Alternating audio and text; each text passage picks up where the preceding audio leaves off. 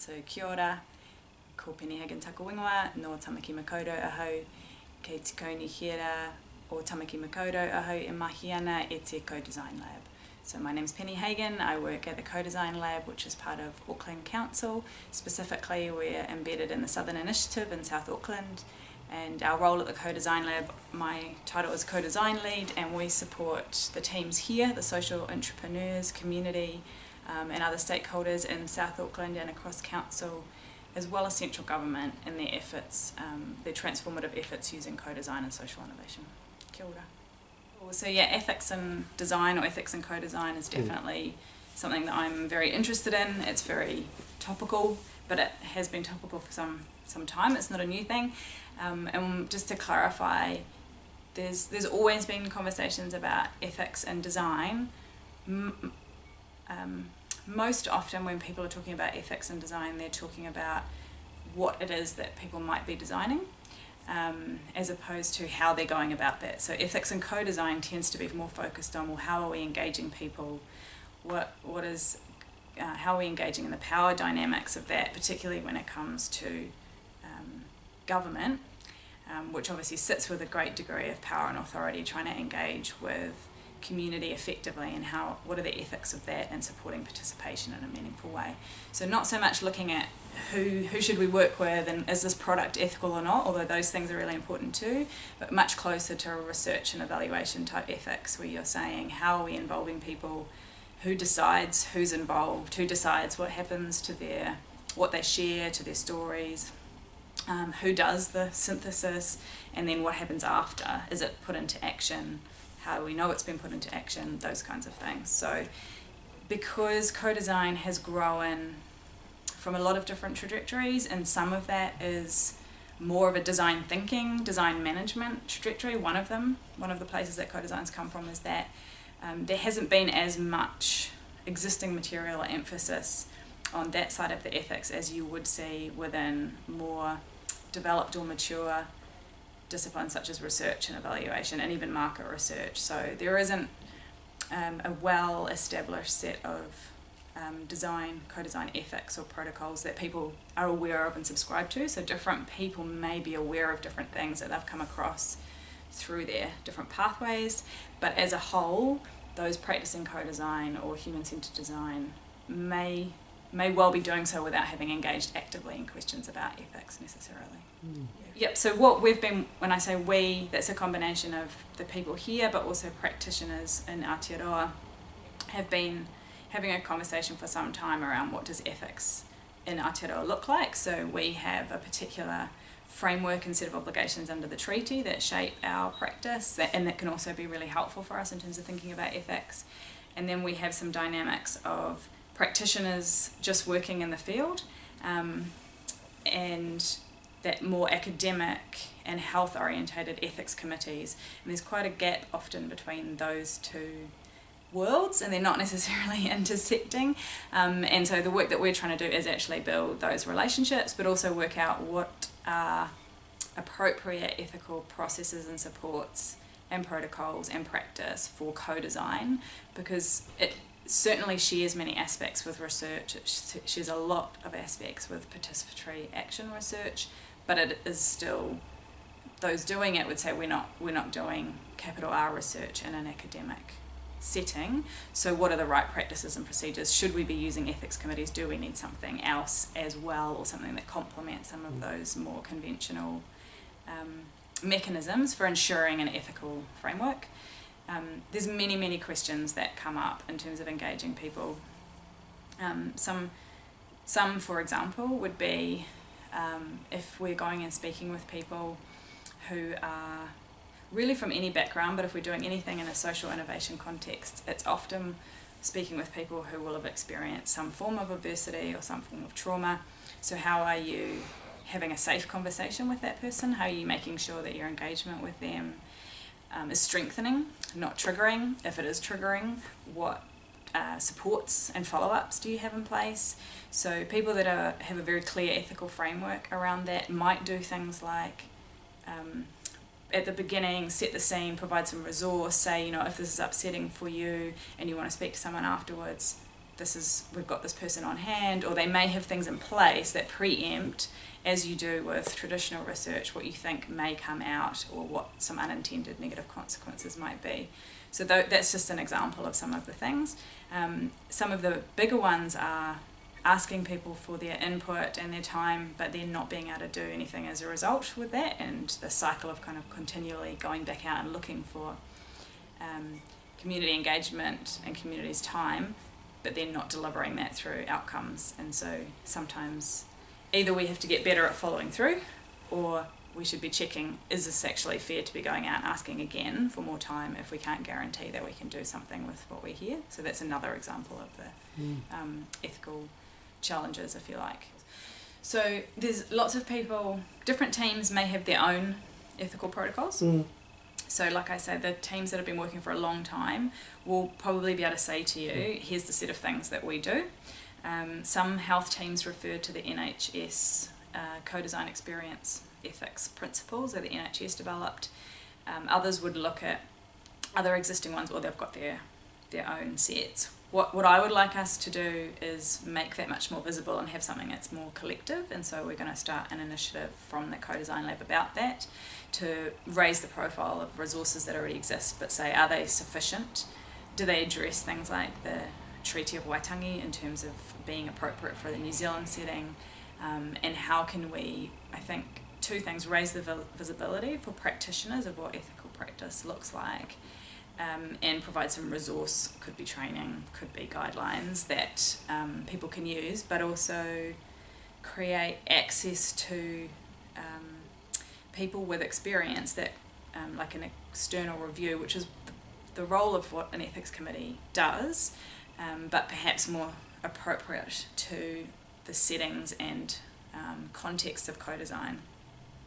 Because often what people are doing when they're doing co-design is a service delivery response, and they're expected to work at a much faster pace than what you might see for traditional research and ethics processes. That's not the only reason why they're different, but it's one of the reasons why that mechanism isn't entirely appropriate for the co-design and service development work that we're seeing, say, in hospitals, or actually just healthcare, and hopefully within other parts of our government public service as well.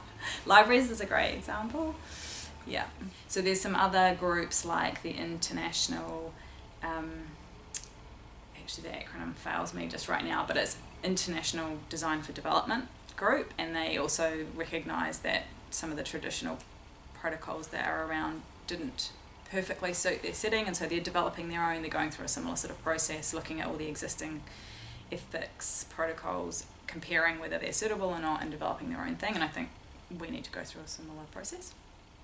At the beginning of the process, what are some of the ethical questions that you need to think about? So for example, who's commissioning it and what bias does that bring? Who's going to be involved and who gets to decide? How much influence do we have over the outcome? So therefore, how transparent can you be about what's going to change? As you go into trying to collect information, how are you going to do that? So we've got a draft set of questions that we can share. In the interim, I think the best thing for people to do is recognise that it's hugely significant, and make sure that they're asking people about whether what they're doing makes sense, and trying to find people that they can check in with. Auckland Council has an ethics committee which has a low risk ethics process, so at the minimum people can go through and just become familiar with what some of the standard ethics questions are. But I think our first port of call is just to make sure that people are even aware, because depending on what your background is, maybe you're not even sure of what you don't know. Yeah, obviously there's a danger of the whole silver bullet, design's going to fix everything, and there's a whole lot of things that design isn't very good at. Evaluative practice brings a whole lot of additional knowledge, community development brings a whole lot of additional knowledge, so it's really important that we hold design as one of the disciplines and knowledge bases that we can use, and I think it works really well as a framework, as long as you understand that there's heaps of things that design isn't great at, and we need to pull those from other places. One of the opportunities and the challenges, I think, in Aotearoa New Zealand is that there's incredibly strong value and knowledge and wisdom inside Indigenous knowledge systems. Mātauranga Māori in particular, around creativity and design practice, and there's massive opportunity in recognising that and fostering that. And the design thinking rhetoric that comes from overseas risks at times completely kind of missing the opportunity of what already exists here around creative practice and that way of working. And so I think there are times when we're doing quite well with that, and times when it's unhelpful to get carried away with a sort of what's like a North American and Northern European interpretation of what design is, when in fact we've got really strong design histories and traditions here that we can learn from within Māori culture, but also Pacific as well. So those are richness that isn't always recognised within the dominant design rhetoric, if you like, or dialogue. Mm-hmm. Yeah. So the Better by Design program that NZTE has run, which has had actually, I think, from my perspective, a really big influence on how accepted design became across different sectors in New Zealand, because we had different businesses getting exposed to this practice, and for a lot of those teams, I think they found the design process a really practical way to shift to a customer-centred or user-centred kind of focus. Like, oh yeah, we should actually go and talk to people and find out how they actually do things and what is going on in their life and how they're applying certain things. So, you know, I mean, in some cases that's been really useful. In other cases, what you see in a standard design toolkit is really focused on things like straight into the workshop, chop, we're going to be really creative, we're going to have all these ideas, and this kind of emphasis on pace and brainstorm, ideation. There's a few things in there that I think really need to be challenged in terms of whether that generates meaningful ideas, whether that's actually how good work is done, when people are asked to think off the top of their head really quickly with a bunch of people they don't know. And what it doesn't have in it at all is anything about tikanga or whanaungatanga, which are, they're common to Indigenous cultures, the concept of, so whakawhanaungatanga in terms of making connections and relationships and wanting to start with knowing who's in the room, what do you bring, how are we connected to each other. That's just an interpretation that has been shared with me of what whanaungatanga is. And that completely dictates how we should start and work together, and those things are absent from overseas versions of what design looks like. There's very little emphasis put on relationships, put on what it actually means to what you bring as a person into the room. It describes design as if it was in a vacuum, unvalue based, as if it doesn't have people driving it, sort of, where in fact what happens and what's produced and what comes out of it entirely depends on who's in the room, what they bring, the shape that they hold, the conversations that they're inviting or not inviting. And so the person and the people strangely are very absent from descriptions of design and design tools when we look at them in terms of off the shelf. There's lots of good reason for that, tools that are replicable get replicated, but yeah, there's huge aspects of actually what it takes to do good change work and how change actually happens that isn't encompassed in traditional Western design toolkits, that if you've got the opportunity to be led and participate in practices like kaupapa Māori, where starting with whakawhanaungatanga is not, that's where we must start.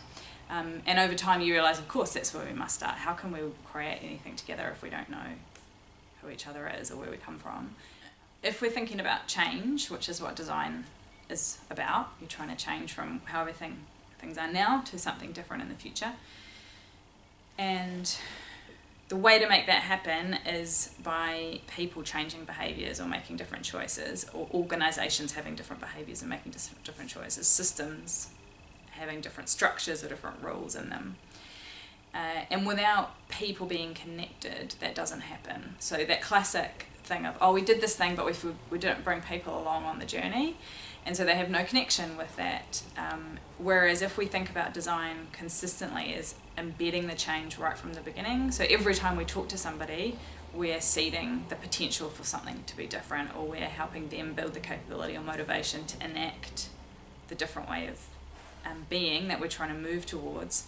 So without that relationship work and without embedding it into practice change, or building the capacity for people or organisations to work differently, doesn't matter how pretty or good the design looks at the end, it won't be transformational. It won't stay embedded or be anchored. So when we put the emphasis on relationships and people, we're more honest about actually what it takes for things to be different. So I think you can't have effective design if you're aiming for transformational social innovation without it being completely relational.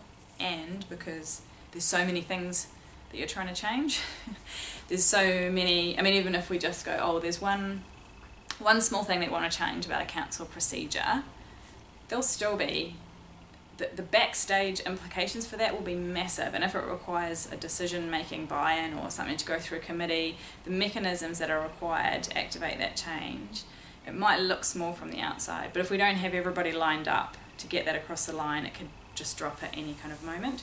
So yeah, not kind of engaging with the complexity of the humans behind the process, I think, is probably just a waste of time. I'm very interested in us moving much more into the space of connecting design and implementation. So for quite a long time, we were very stuck in what we've started to call the insights bulge. So you sort of gather all this great information, but then you get stuck, or you run out of energy, or you run out of budget, or you run out of time, or someone's invested in the learning part but not the implementing part. And as people have sort of done that for a little while and then realise that that's not effective, there's much more emphasis on actually getting into action and implementation.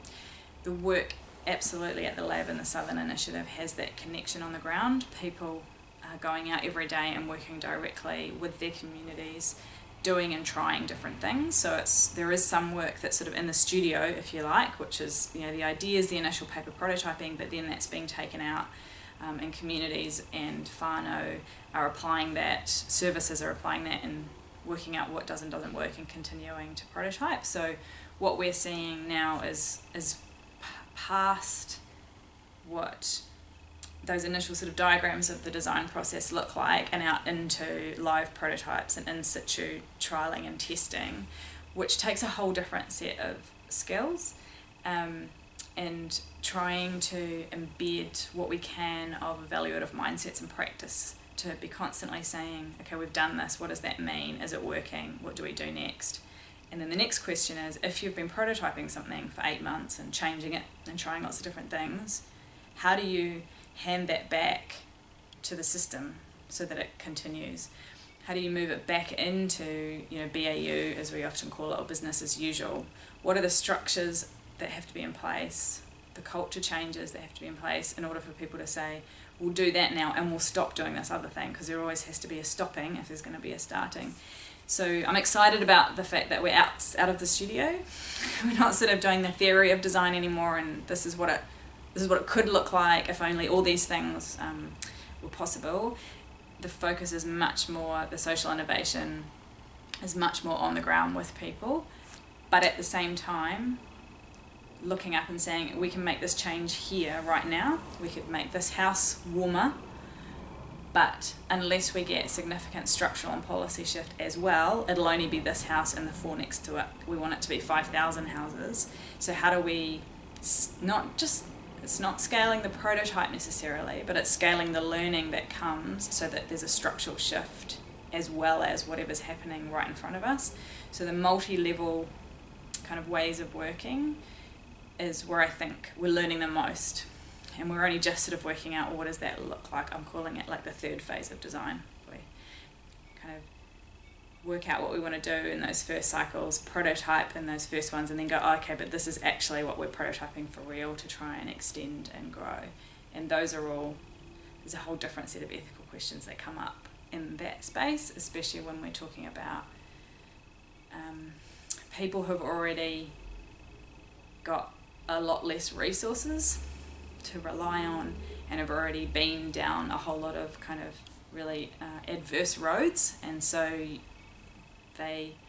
we need to prototype new things because what we've been doing for the last 20 years hasn't worked, but we also have to be very careful when we prototype because we're working with communities who are quite precarious in terms of, say, safety in their housing or safety in their work, compounded by real market conditions here, which is that it's impossible to find a house and housing quality is low, so there's a lot of very real things that put pressure on that social innovation space. Yeah.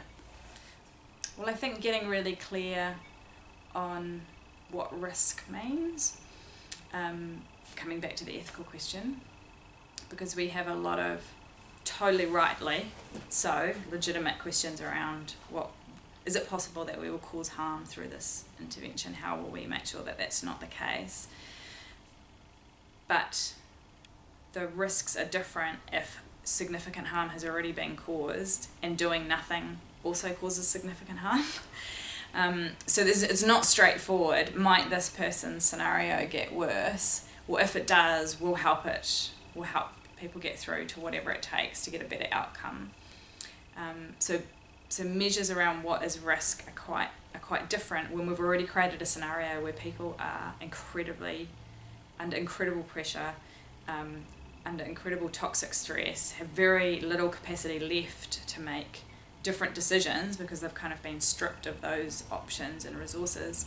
So we talk about vulnerable people, be careful with vulnerable people, it's like yes, but also how do we create spaces for them to become less vulnerable if we're not working with people. So there's some questions about how we deem things to be risky when actually the status quo is very risky.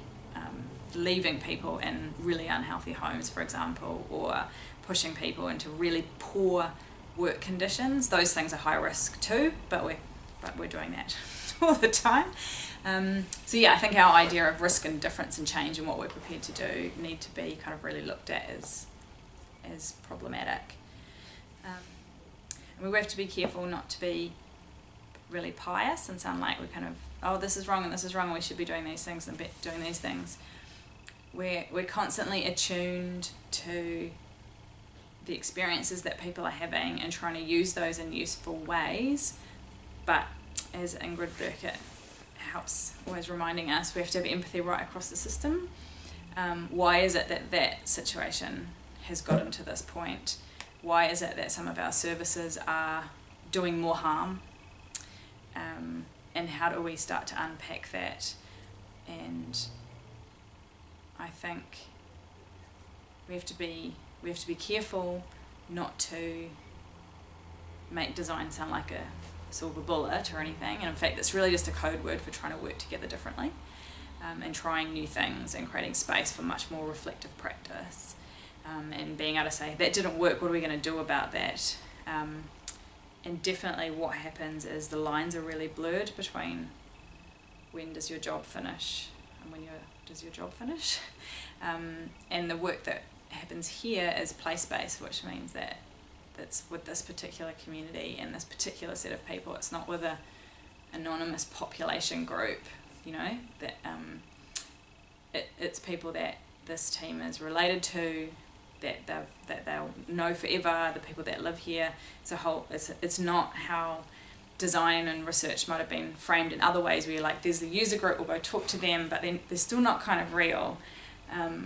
And so the closeness of the place-based work means things are different boundaries are crossed, and so people are also learning what that means in terms of the relationships. They're not 9-to-5 relationships. So there's lots of things. That's not so much something that concerns me, but more something that we're grappling with in terms of what does that mean? How does the team stay well and strong whilst working with something that's incredibly close to as part of their own lives, I guess. Yeah.